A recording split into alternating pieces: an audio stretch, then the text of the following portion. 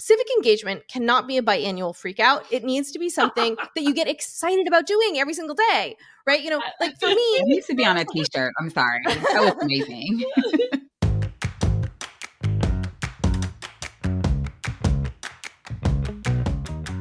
We got to address the suburban women problem because it's real. What do an economist, a microbiologist and state representative, and a fierce advocate for democracy have in common? We're all suburban moms. The far right is trying to win over suburban women by pretending they're reasonable, even relatable. But we're smarter than that. Join us for a political journey through the eyes of suburban women, one conversation at a time. Welcome to the Suburban Women Problem, a podcast from Red, Wine, and Blue.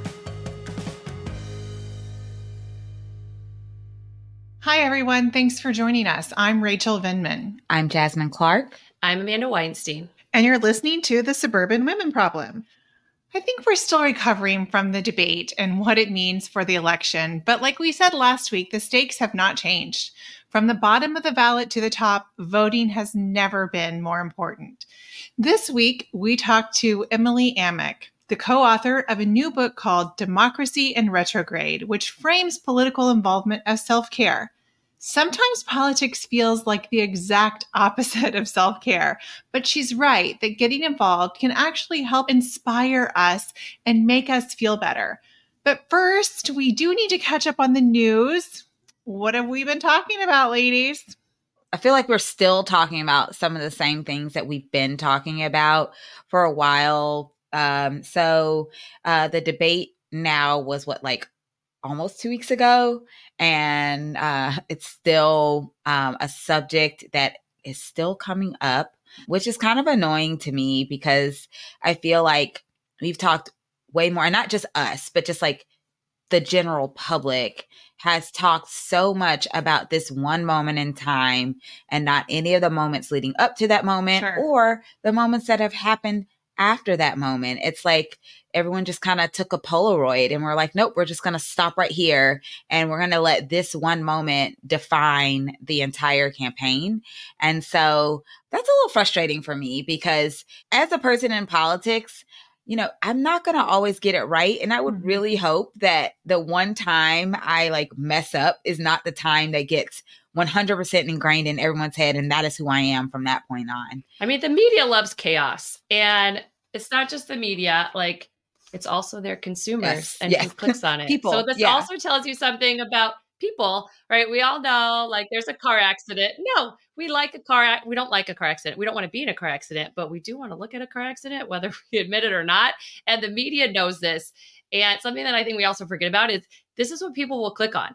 We click on chaos. We drive by a car accident. I do kind of like, though, that we're at least talking about the Biden administration, and I don't hear as much about Trump administration. I really don't like giving bullies attention. I don't want to see him in the news. I don't want to see what he's talking about. What I do want to see more of is Project 2025, which Trump has already been like, oh, I don't know what you're talking about. I didn't do this. I don't know those people, even though they were all in his administration. So I absolutely love the fact that Trump is going on social media to distance himself from Project 2025 because he knows his party's platform, Project 2025, is not a vote getter. So let's keep talking about that. It's not popular. No. I think Project 2025 might have got him coffee once. Yeah, I know. Right? That was my favorite comments on social media is Project 2025 was a coffee boy. But it was like a real mom moment for me when I read his Truth Social, what do you call those? Whatever, his post about Project 2025, because it was like, I didn't know anything about this, but I'm against it, and I wish them luck. I mean, it was some stuff in between, but I was like, I don't know what I'm against, but I don't know nothing about the thing I'm against. Yeah, I could just picture my daughter coming to me like, I don't know anything about this party. I have never heard of it. I'm not going to go, and I hope they have a great time at their party with the parents not home. I mean, basically, it was just like, I feel like we're missing some parts here. And I mean, the fact that he's talking about it shows they know it's not popular. But you saw the guy from Heritage, who he looks like a fun guy. He was like, we're going to have a second revolution and it'll be bloodless as long as the liberals stay out of our way. He was kind of like robotic and scary. And, I think it creeped people the hell out, as it should have. And then it got more people talking. So fortunately, we see they do this all the time. They overplay their hand and they don't understand what real people want. That's the problem with being in silos. Yeah. It's also the problem for us. Here's the thing. I see so much vitriol on social media and it's between us and that just can't stand. I see, and frankly, I hear rumors of elected officials who want President Biden to step aside, and they are not speaking publicly, which I personally think if you think something, then say it. If not, then don't, because it leaves a lot of space for people to be like, there's fear, there's uncertainty. If you believe something, make a case for it publicly. Tell us what you see, how it working or something. But just to talk about it behind closed doors really makes it kind of an us against them, which is sort of the opposite of democracy. And the whole thing is really ugly. So make your case. But people won't make their case if it's ugly. Right. So if you don't want to see things happening behind closed doors, then you need to be willing to have the conversation, a real conversation, not you telling someone they're crazy, they're stupid, they're misinformed, they love Trump, they want to see the country go down. That's not a conversation. No. And that's what I see a lot of the conversation right now going is just name calling, vitriol. And that is exactly a recipe to say like, all right, then we're going to have this conversation behind closed doors where we can have an adult conversation and really talk about what this would look like. What are the pros? What are the cons? And maybe like the outcome behind closed doors and everything is like, look, we can't do this at this point, but we should at least have a conversation of what this looks like and be willing to have the conversations. I do think we're the party that is willing to talk things out and have conversations and discuss what this might look like and discuss the pros and cons. And so I'm glad that y'all mentioned this. So we talked about Project 2025 and now we're talking about this. And something came up this weekend for me that frustrated me a little bit, but after calming down, I kind of can understand. So basically, we're talking about Project 2025, and someone said, well, my constituents are asking me, or my supporters are asking me, where is the Democrats' Project 2025? Where is their 900-page manifesto? And at first I was like, that sounds insane. When a homicidal mass murderer makes a manifesto, no one looks at the people not murdering people and being like, well, where's your manifesto on not killing a bunch of people? Like, to me, that sounds crazy. But I think what people are frustrated with is that Republicans seem to be, what's the word I'm looking for? Public or unashamed of their plans to do whatever the heck they want to do. They put it out there. They're not even like trying to hide it at this point, I guess, except for Trump, who tries to pretend like it doesn't exist. But people on the Democratic side, we don't have a 900-page plan because our plan would have to be 9,000 pages. You know why? Because we're not homogeneous.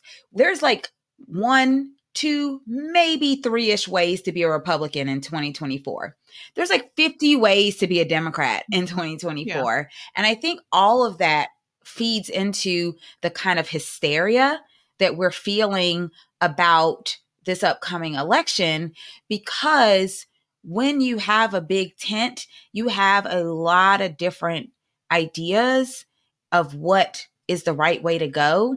And so this is one of the reasons why I say we do not need to try to find a new nominee 4 months out from the election.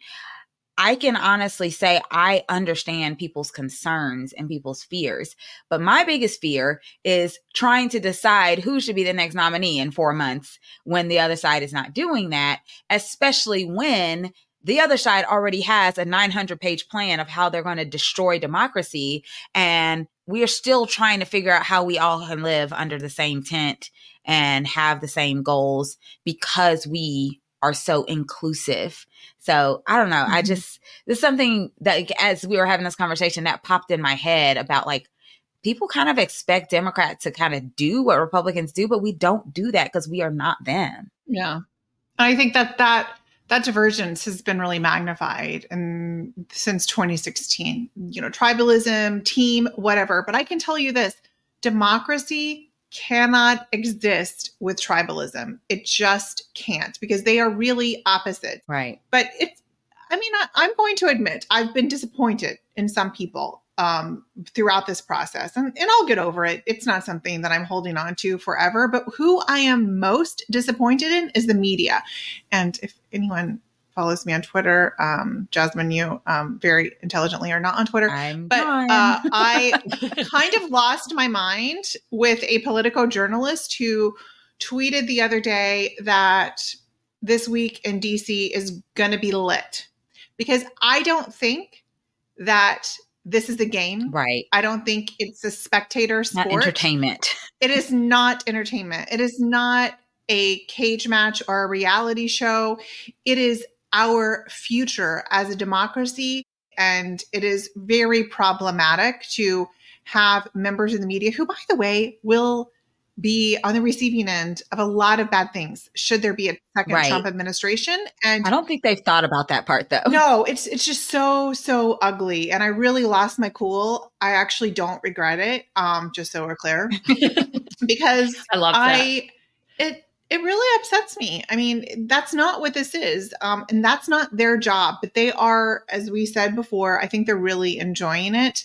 And it's a problem. But I love that the Dems have really pushed back on 2025, and the media has covered Project 2025. But there needs to be a next. And I think Jasmine's right. Like, okay, this is where I think Dems fail, is we stop all right, so we push back against crazy stuff like CRT and all the crazy stuff they throw at us. And they throw a ton of crazy stuff at us, right? Project 25, just the newest crazy thing they're throwing at us. And we have done an excellent job about talking about what it is, why it's terrible for so many reasons. But now it's time to take the steering wheel back away from the crazies who shouldn't be driving the car, and let's drive this. And we really need to talk about, great, what's our platform, right? Here's theirs, and it's scary and terrible. Here's ours. Here are the main things we are going to do. Right. We want to have real immigration reform, which they have blocked on the GOP side. We want to talk about education and strengthen our education sector. We want to talk about healthcare, right? We need to really hammer home the clear points of our platform in response to that. And let's be very clear, the Republicans are very organized. So Project 2025 is just their latest organization of how they want to move America. And we do need to do the same thing on the Dems side. I think we have highlighted Project 2025. We have made it be part of the conversation. And that is critical, because what we talk about, the media will talk about too, when we demonstrate that it is important to us. And recently, there was a reporter, actually Greg Sargent, formerly of the Washington Post, broke a story about Mark Robinson, who is the Republican nominee for governor in North Carolina he's running against the Democrat Josh Stein. So Greg Sargent broke the story of Mark Robinson saying he endorses political violence. He said, kill them. Some liberal somewhere is going to say that sounds awful. Too bad. Some folks need killing. It's time somebody say it. He said this from the pulpit. He was preaching as a pastor. It scares the crap out of me. And so what if that is now an official act, which the Supreme Court deems is okay? Right. So we're now allowing for murder, which, again, the Bible's pretty clear on the murder thing, as are our laws. But apparently that no longer applies. That's crazy. That's super crazy talk. I think the media is so afraid of amplifying after Trump. I don't think they know what to do. Look, I have plenty of problems with the media, but I think they amplified Trump, and they understand they were complicit. They understand they missed a bunch of stuff, and they missed the trends and where things were going. Oh, yeah, I get that. So they don't want to amplify, but then I get that, but let's talk about it, because this is crazy, right? Saying that this is someone, right, running for governor who is advocating for killing people that disagree with them, right? First of all, this is exactly in line with Trump and the GOP, right? However, cover it. But what if, and I'm just spitballing here, the media, we also covered Dems saying things like, instead of kill them, how about feed them and clothe them? And there you have your Project 2025 for Dems. Yes. When they say this, we say this. This is what they want. This is what we want. Because, right. It's the Democrats, for as much as I can tell, their Project 2025, 26, 27, and all the years is the Constitution. We have already the way that things are supposed to go.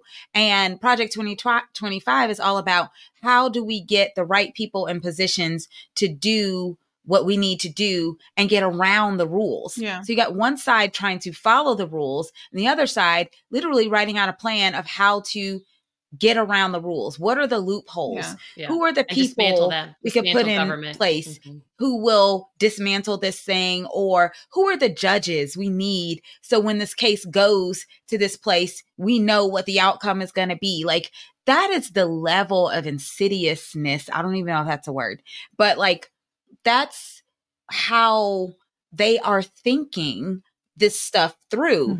And I think people on the Democratic side are saying, yes, we see what they're doing and we see that they're using their power for bad. Why won't Democrats use their power for good? And I think the problem is we are so busy hoping that the systems work the way they're supposed to work that we are not acknowledging that if we're all playing the same game, the Republicans have absolutely positively no qualms about cheating. And so I don't know that the answer is Democrats need to cheat too, because I think that's what some people want is for Democrats to also have a nefarious plan, but they'll feel like their nefarious plan is better because they're doing it for good reasons. And I think that's why I'm like, I don't want Democrats to have a Project 2025 because it's literally like, how do we break the rules? You can't force someone to follow norms like this, like we can't follow norms that they don't follow when it holds us back. But like we can strengthen systems, right? So if we're talking about something that should be strengthening our systems, we need, like Roe v. Wade is a great example, right? We need to strengthen the system, which gives women fundamental access to reproductive care and their reproductive freedoms, right? We need to strengthen that system. And we relied far too much on the Supreme Court and the judicial system to give us that access and protect those freedoms. And they're not there to protect it. And like, we need to strengthen those systems. I mean, they're pretty clear in Project 2025, even though they're linking the staffing and how they're going to do it. They don't want women to be able to divorce men. They don't want women to have any type of choice in their reproductive freedom at all, whether it's having a baby, not having a baby, having contraceptive, IVF, like none of it. Like, they're linking very clearly with what they're going to do and how they're going to do it. And I think it's actually pretty great that people want to see, like, great, Dems, what are you going to do? And how are you going to do it? How are we going to stop it? Yeah. Yes. Are we going to expand the court? Please. That's my personal one. Are we going to do that? Are we going to strengthen gun laws? All this stuff. But expanding the court is one of those things where it's like, if we do that, isn't that just Dems acting like Republicans and overstepping? Historically, it's not norms. And it's been expanded before. Right. But I think that there are people out there, the old guard, maybe the people who want to get us back to some semblance of normalcy, that say, we just need to wait this out, ride out this storm, and not. No, I'm not into that. Not into that. I know. That's what I'm saying. There's just so many schools of thought to how we deal with what we are dealing with in this present time. And I think there's one school of thought that says we are in a tumultuous time right now. It is a storm brewing. We're not. It's not brewing. We're in it.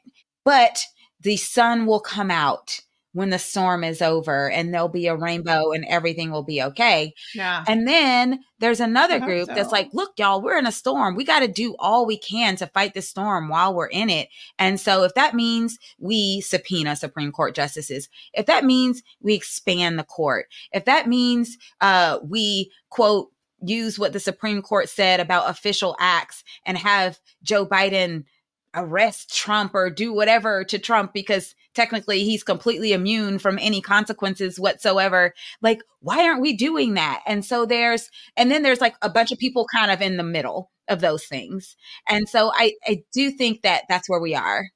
I think the rule of law should apply. The rule of law should apply. But beyond that, I'm sorry. We need to work with what we can done, think strategically, get our platform. We need to do everything here, like within the rule of law. And guess what? If it's not within the rule of law and should be, then let's make it the rule of law. That's your job, Congress. I agree. I was unfortunately asked to edit something today. And that's why I was You like sound 5 so minutes late, because I was like, I can't get through this. But it was about strategy. It was about strategy in Ukraine. But when I read sort of the first, Alex like defined strategy, but it's like strategy is a path to victory. And because he's a former officer, there was a Sun Tzu quote, as every Army officer is required to do, is quote Sun Tzu in anything that they write. That's true. We like but that. the idea that a strategy is a path to victory, I did get a little tripped up on that for about 30 seconds and thought about it, because I thought about it in a political sense as well, of like, what is your strategy? And a strategy, I agree with Amanda, it needs to be legal. But aside from like legality, I think that's kind of the only constraint. I mean, you're only constrained by your own creativity and what you think, is going to work. And that's okay. I have to admit, I see the Republicans pushing the envelope. And by pushing the envelope, I mean doing illegal stuff. Yes. More than the Democrats are willing to do, because they keep thinking we're going to get back to that place. Right. No, I agree with that. And I just don't, I think that ship has sailed for quite a while. Maybe it'll come back to port if we want to use this analogy, but I think it's going to be a minute. And what is going to be left when it comes back to port? What are we going to have? There are definitely people who are 100% behind let's not become our enemies. And so they are very hesitant to anything that feels like we're becoming what we hate. That's fair. And then there are a lot of people that are like, I'm not trying to become them, but I can't bring a knife to a gunfight. Like, I need to be ready for this battle that we're in. Yeah. And you want to hold my hands behind my back and tell me to just like, make it work, while the other side literally has weapons pointed at me.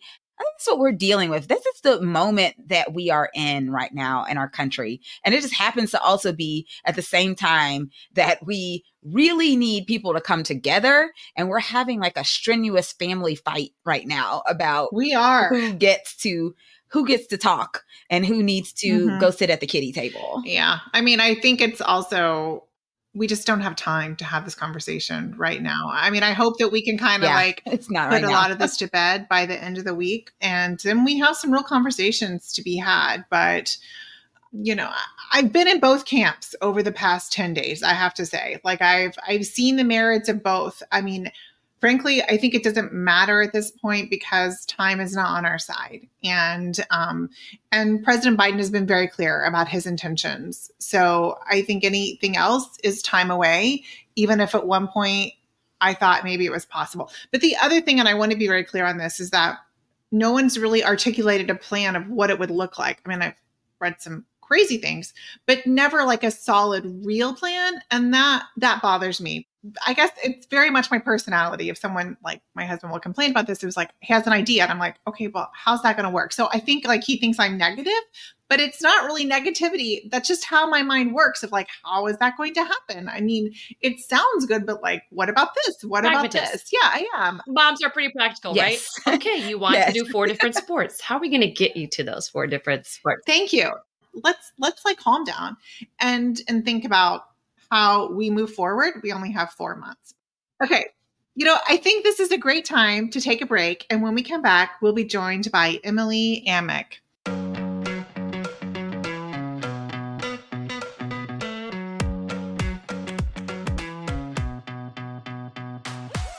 We've been talking about Project 2025 for weeks on the pod, but lots of people still haven't heard about it. And even if you've heard it discussed, you might still have questions. So who better to explain what's at stake and answer any questions you might still have than the one and only Heather Cox Richardson.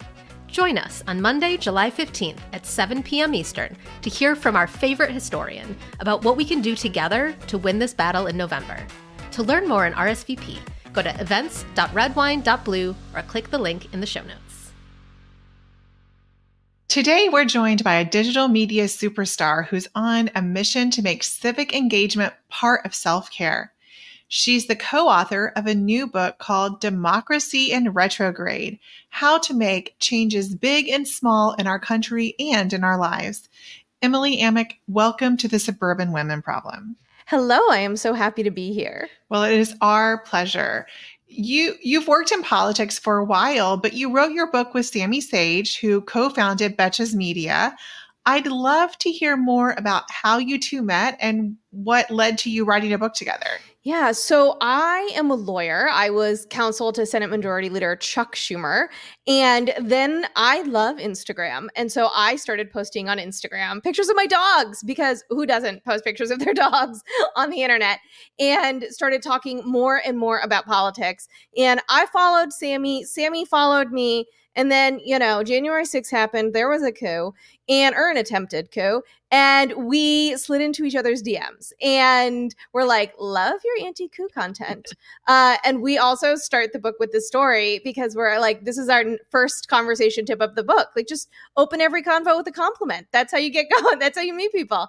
And, when we were thinking about writing a book, a big thing was, I am in a lot of circles where people are just talking. It's, the joke is it's inside the Beltway, right? Like, we are in our own echo chamber, political people talking to other political people. And that's not particularly helpful in this day and age. So the question is, how do we write a book that is fun and exciting and cool? And of course, Sammy and the Betches team are queens of that, of actually making content people want to consume. And so the goal was to try to figure out how to make a book about democracy, about civic engagement, historically exceptionally stale white bread, you don't want to eat it, topics, and make it fun and exciting and genuinely helpful for people. I love it. It is exactly what we need. We need something.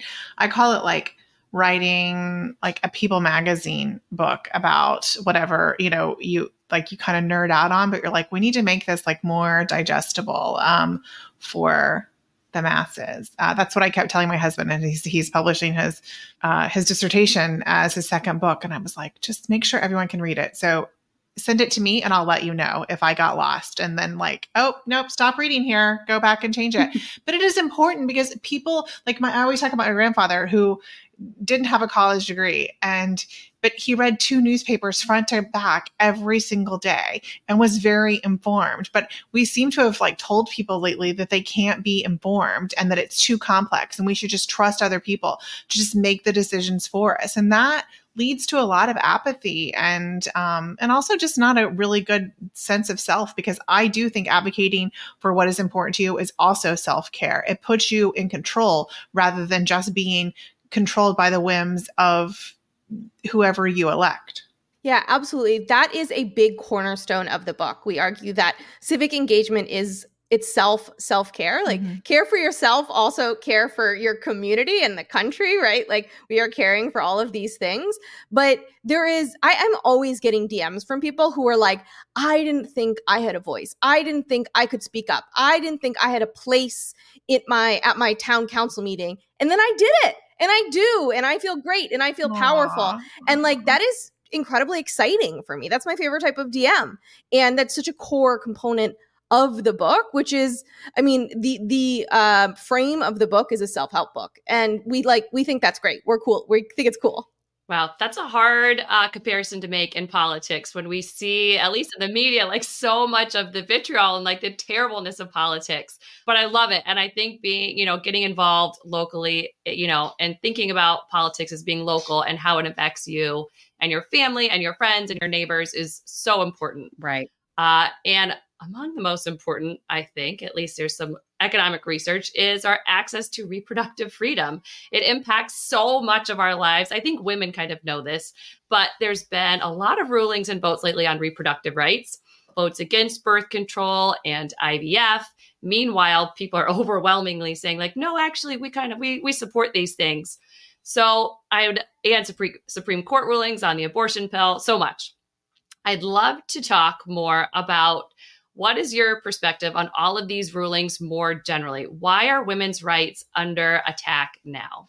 Yeah, I think this is a 50-year plan. We are seeing the fruition of conservatives, chestnut checkers, that they have come up with a strategy. They have stacked the courts. They have built massive impact litigation firms. When we think about Dobbs, which overturned Roe v. Wade, and the things that had to go into play, right? ALEC has such a milquetoast actual meaning that I always forget what it stands for. It's like the American Legislative executive committee or something completely ridiculous.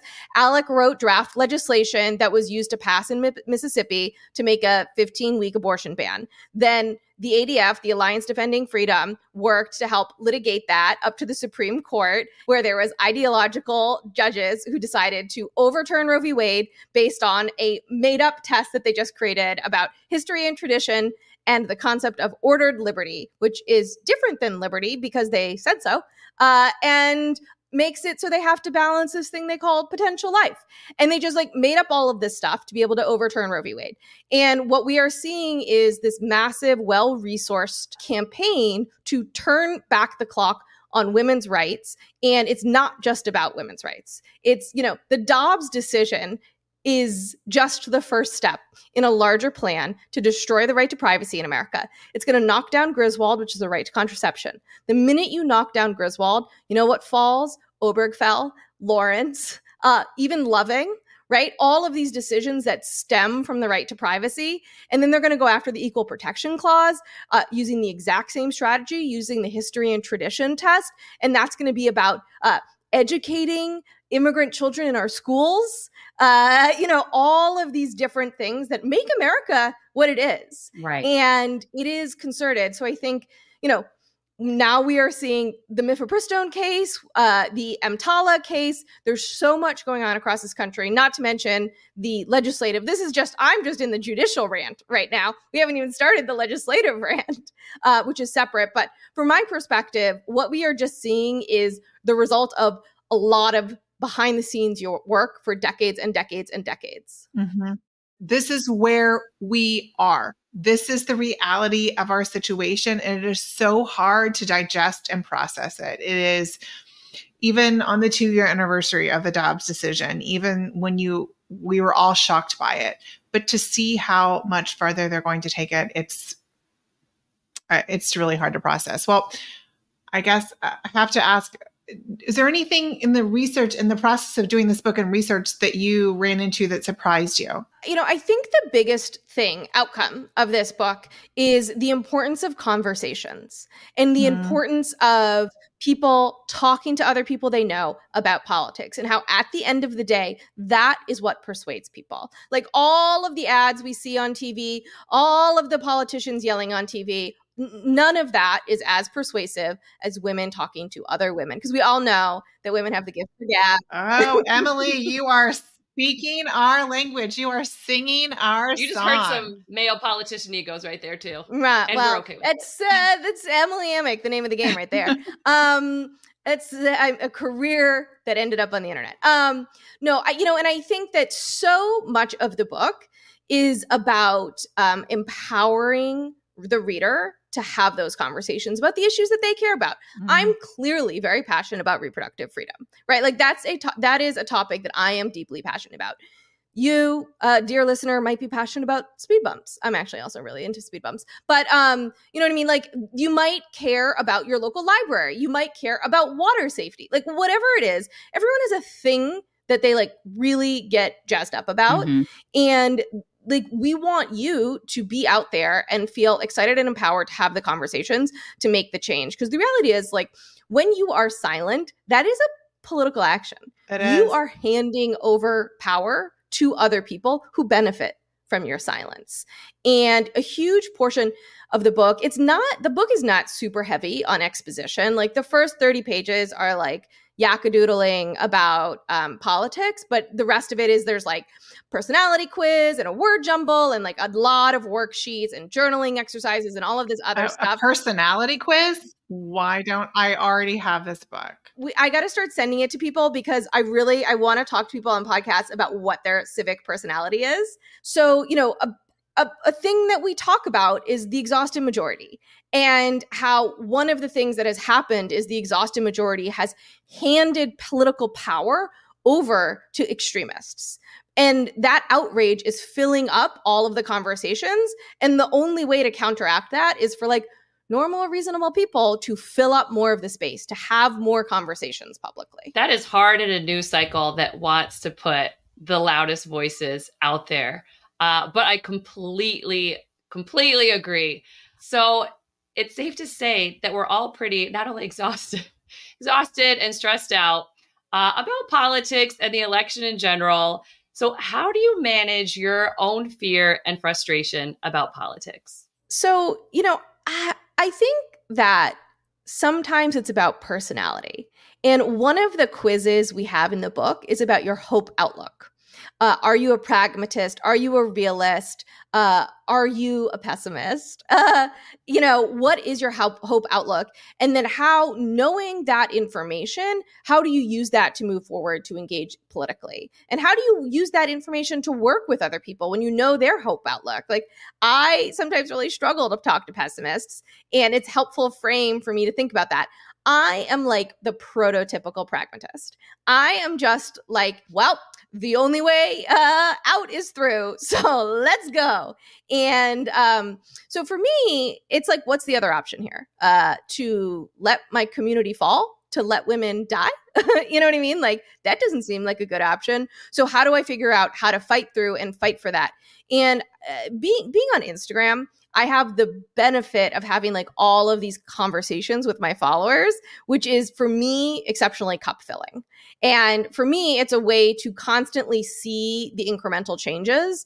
And one of the reasons we really pitch getting involved locally rather than merely just being obsessed with like the national conversation about like massively polarized issues is that you can actually see change. Yeah, like, absolutely. And like that makes you feel like there's progress that's possible. If you want to meet with your like local state house member, you can probably get a meeting with the member. You're probably not going to be able to immediately get a member of Congress to meet with you. But like your state house member, they're not like getting a lot of requests. You want to go talk to them about an issue you care about? You can do it. You want to talk to your mayor about speed bumps, my favorite issue? You can probably go do that. And then probably if you work for a year, you can get those speed bumps placed.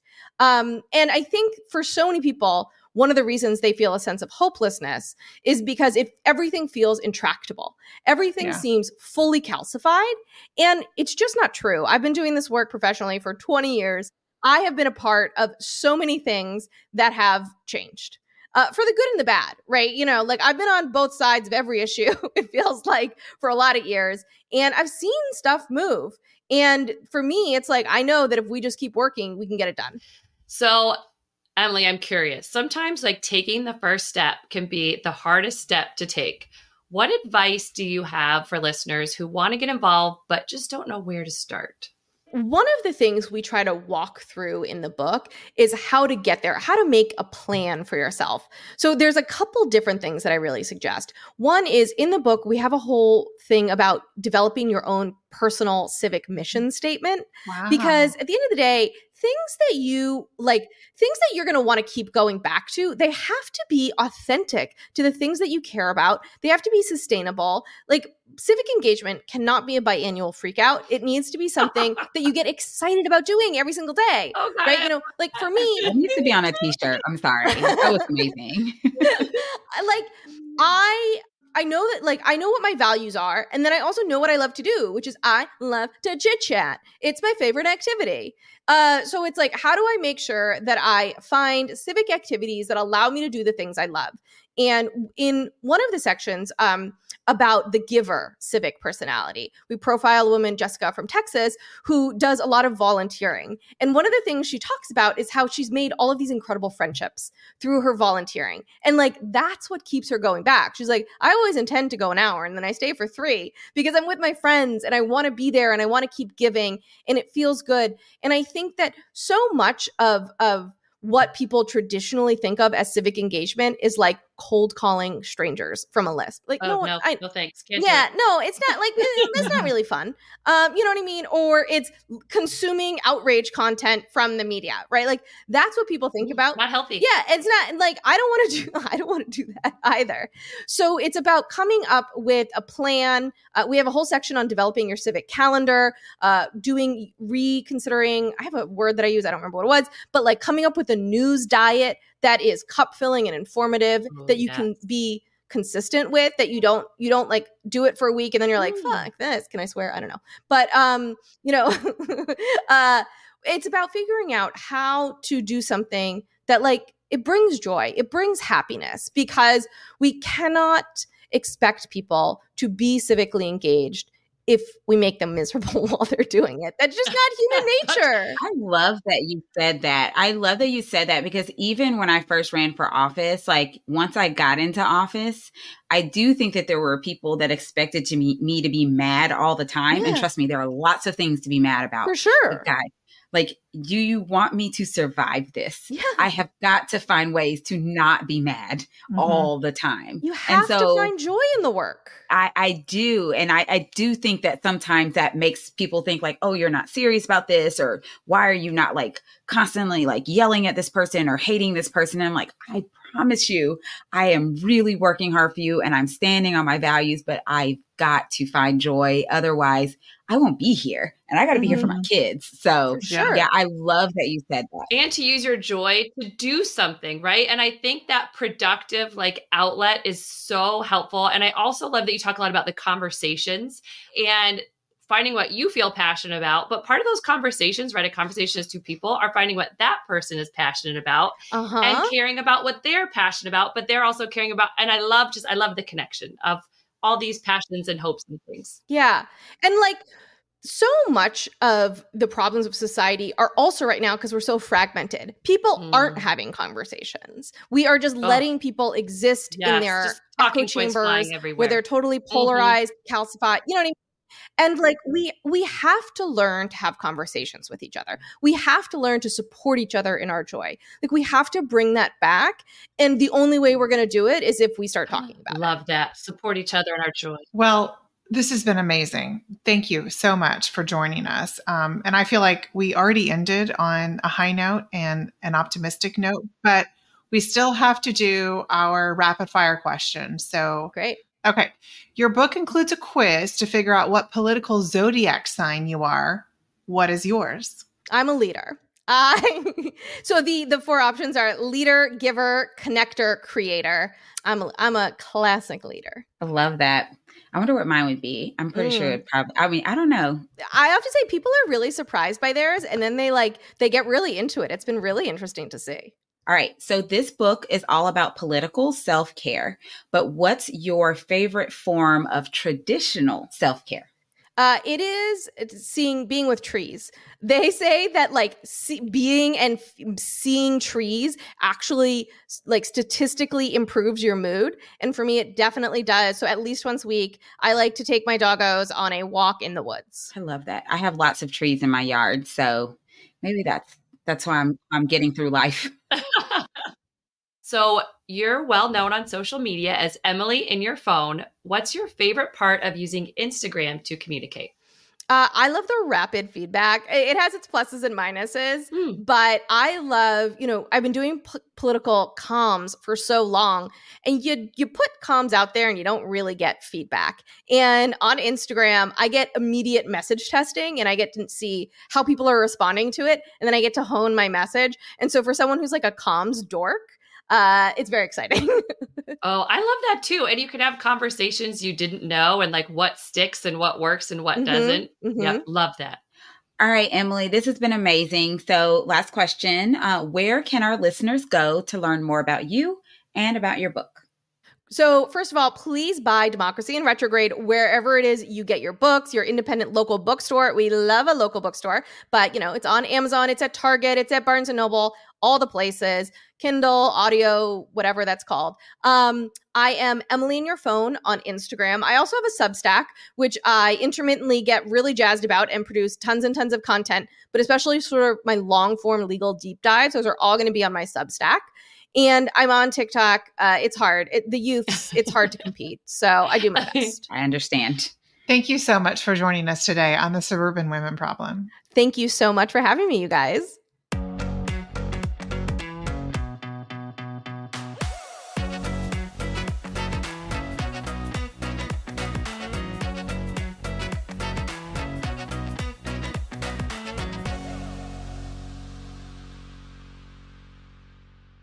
Welcome back, everyone. That conversation with Emily was fantastic. And I think it is a perfect interview for this episode because if there was anything we should take from the debate, it should be like, hey, time to step up, everyone. This is a team sport. Democracy is a team sport. So let's start talking about how you can get involved in your local community. Google close local elections and you can see the numbers you will be shocked. Jasmine, how many votes did you win your last election by? 900. Wow. Very close. Yeah. I mean, very close. Out of how many votes? I want to say out of like 29,000 or something like that, or 23,000. I can't remember. That's close. It's a very small number. Yeah, it's a very small number.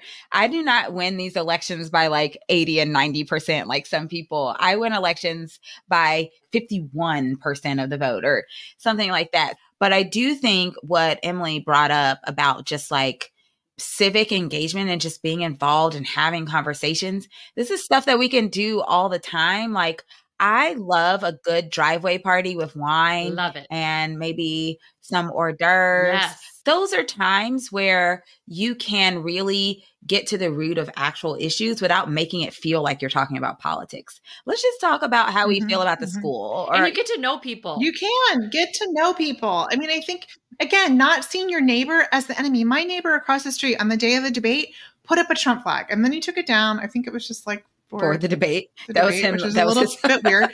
But do you think I'm going to like flip his house off or like not be nice to him? Because I see him all the time and we wave and, not the way you win people over. Yeah. I mean, like, I also don't want to like live across the street from someone with whom I have an adversarial relationship or that I like can't see like something good in them. And that is no way to live. I think that's really important.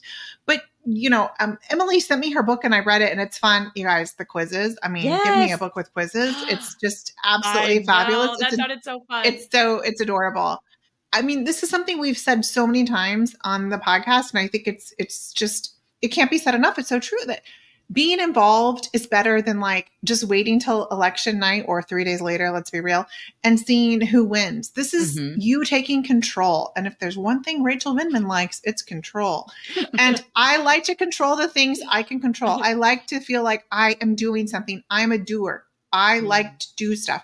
If I just sit, it feels like the whole world is controlling me and everyone else's. And I mean, I can't be, I don't think I'm unusual in this way. So you are in the driver's seat. And I think that's just a really great way to present it to people. Like advocate for what's important to you, have those conversations and all that, because it's empowering and it makes you feel like you're doing something. And absolutely. This is a good book about politics. Yeah. This is a good book about it's a positive thing in this time when there's a lot of negativity, but her book is so, so good and I couldn't recommend it more. It's interactive because you get to like do stuff while you're reading it. I mean, again, quiz. All right. Well, let's do our toast to joy. And with that, Amanda, what's yours this week? All right. So mine, I feel like, is very related to our conversations today. I would love to give a shout out and my toast of joy to the people of both Arkansas and Ohio. Arkansas for gathering the signatures they need to get on the ballot to basically block any type of abortion ban. So go Arkansas, go everybody. Go Arkansas. Also Ohio, gathering signatures to get basically address gerrymandering in the state, which would be huge, right? That super matters towards getting. Did you hear that, Jim Jordan? Oh yeah. Sorry, Jim. Sorry. If JD. you look at a map of Jim Jordan's district, you're like, what kind of drunk person drew this? It is. Yeah. Oh yeah. My district looks like a dinosaur. So yeah. And I would just like to say that this matters. Like one, and I know people are frustrated because we did in Ohio, did something to address gerrymandering a little bit ago. And like, but here we are again. And it's like, well, we did a little bit. We had a step and we got, for example, Amelia Sykes in office, who's a Dem. We got one more Dem, one more fewer Republican in Ohio. That is huge for our numbers in DC. This goes a step further. Huge. This would be an independent, basically council that draws the maps, not politicians. So my toast of joy is definitely to the people out there doing the work of democracy, getting involved in their communities to get these signatures and to change things for their state. People who are taking it in their own hands, who are not letting someone else control their future. They are doing it themselves. All right. Jasmine, what is your toast of joy? All right. So I'm going to start. I'm going to, I guess, qualify this by saying this year's 4th of July was kind of odd for me. I feel like with the Supreme Court decision coming out that basically says Trump can do what he wants, I felt like the celebration of our nation's independence from a monarchy to the juxtaposition of the Supreme Court basically being like, Trump can be a king, was strange. That said, I did run a 5K in the morning. Oh. I did fairly well. I definitely had to walk some because there are so many hills in my neighborhood. It's like our neighborhood 5K. Oh, I don't do hills. And the last mile was 75% uphill. It was insane. Who drew this route? But I did come in under 40 minutes, which is really exciting for me because I was like, I'm going to be running for like an hour. So that was fun. But then after running the 5K, we had our community like fireworks show at our park. And one of the things I really enjoyed about it was like a concert and then fireworks. But I really enjoyed just being around people. And I had my little tent set up and people would just walk up to me and be like, oh my gosh, Representative Clark, it's so good to see you and all this stuff. And they're like, I don't know if you remember me and things like that. And I'm like, no, I do remember you because I really do try my best, even if I don't remember a person's name, and I might not even remember your face. But if you describe our interaction, I can probably tell you exactly what happened, the way it happened to a T. And so it was really awesome to see people, and people were so nice, and it was super hot. Like I was sweating the moment I got out of my car. And by the time I got to the park, I was drenched in sweat. So it was kind of gross, but no one cared that I was sweaty, Representative Clark. And we had a really good time and all that stuff. And we enjoyed the fireworks. And so my toast is just to like community and getting to be out in the community, especially as an elected official. My opponent was also there. But you know what? That did not matter because I was there to be there with my community. And that was fun. Nice. I like it. Rachel? My toast to joy is to our former colonist and our oldest ally. So to the UK on their election on France. There were also elections in Iran and a more moderate one there as well. I hope more of this, please. I wouldn't say the situation in Iran is analogous to ours, but certainly in the UK and France, it is closer to us. And it's clear, we talk about this all the time. If we get out the vote, we win. It's really very, very simple. That's what happened in France. That's what happened in the UK. There's hope. People voted and they used their voice, and the far right regressive policies have been resoundingly defeated. And I hope to see more of that from us. So in November. But in order for that to happen, we have to get out the vote. Absolutely. So thank you so much for joining us today. If you want to learn more about Project 2025, you can visit redwine.blue/Project 2025. And you can also sign up for our event on Monday, July 15th to learn more. Those links will be in the show notes. We will see you again next week on another episode of The Suburban Women Problem. The Suburban Women Problem was created by Red, Wine, and Blue. Our producer and editor is Amy Thorstensen, our project manager is Lindsay Quist, and our editorial assistant is Abigail Martin. For more information about upcoming events and trainings, or to learn more about Red, Wine, and Blue, follow us on social media or at www.redwine.blue.